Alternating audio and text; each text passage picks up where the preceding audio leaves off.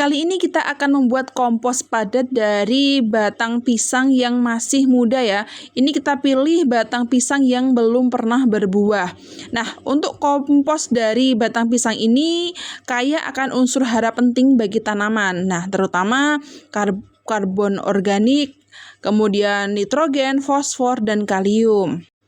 Kandungan C organik di sini sangat tinggi ya, sekitar 29,7%. Kemudian dia juga mengandung nitrogen, fosfor, dan kalium ya, yang merupakan unsur hara esensial. Nah, di sini kita potong-potong hingga dia menjadi potongan-potongan kecil ya.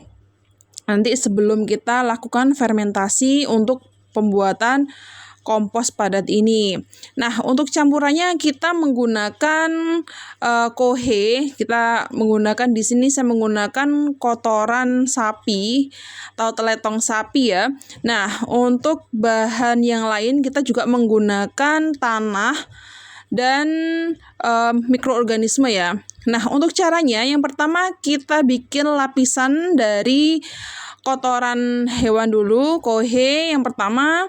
Kemudian kita di atasnya kita berikan potongan-potongan dari batang pisang. Nah, untuk selanjutnya lapisan selanjutnya adalah tanah. Kemudian balik lagi untuk kohe lagi, kemudian batang pisang lagi, baru tanah.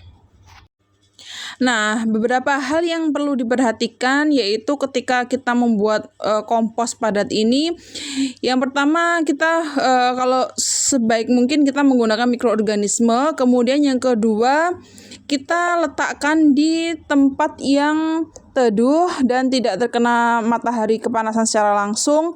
Kemudian yang ketiga, usahakan tempat untuk dekomposisi ini dia memiliki rongga ya. Jadi kita usahakan tetap mengalami respirasi secara aerob ya. Jadi menggunakan oksigen ya. Di sini kita menggunakan metode aerob ya.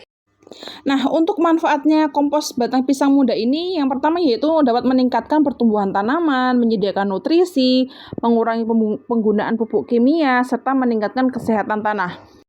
Berdasarkan hasil penelitian Nurhayati 2010 bahwa kandungan dari batang pisang muda ini dia mengandung N sebesar 1,17%, kemudian C organik 11,46%, P 0,22% dan K 1,05%. Sedangkan berdasarkan hasil analisis laboratorium Balitbu Tropika pada tahun 2019 bahwa kompos batang pisang ini mengandung 4,48% nitrogen, 23,95% C organik, 0,1% fosfor dan 1,81% kalium. Dan juga terdapat kalsium sebesar 5,62%. Nah, sementara itu untuk rasio karbon terhadap nitrogen atau CN rasionya sebesar 5,35. Nah, untuk pengomposan di sini kita simpan selama 30 hari ya. Untuk ciri-ciri ketika dia sudah matang adalah terjadi perubahan warna. Nah, biasanya dia menjadi coklat kehitaman, kemudian teksturnya dia menjadi lunak dan gembur seperti tanah. Kemudian dia tidak ada bau busuk ya. Nah, biasanya beraroma seperti tanah atau humus. Selain itu, kompos yang sudah matang, dia akan memiliki suhu yang sama dengan suhu ruangan. Dia tidak panas atau dingin ya saat disentuh. Dan ketika dimasukkan ke dalam air, dia akan tenggelam seluruhnya. Kemudian bagaimana sih cara penggunaan kompos itu ketika nanti sudah jadi kompos ya? Nah, beberapa cara umum dalam penggunaan kompos antara lain dapat dicampurkan dengan tanah sebagai media tanam, ditaburkan di permukaan tanah sebagai mulsa, atau ditambahkan ke lubang tanam saat menanam bibit.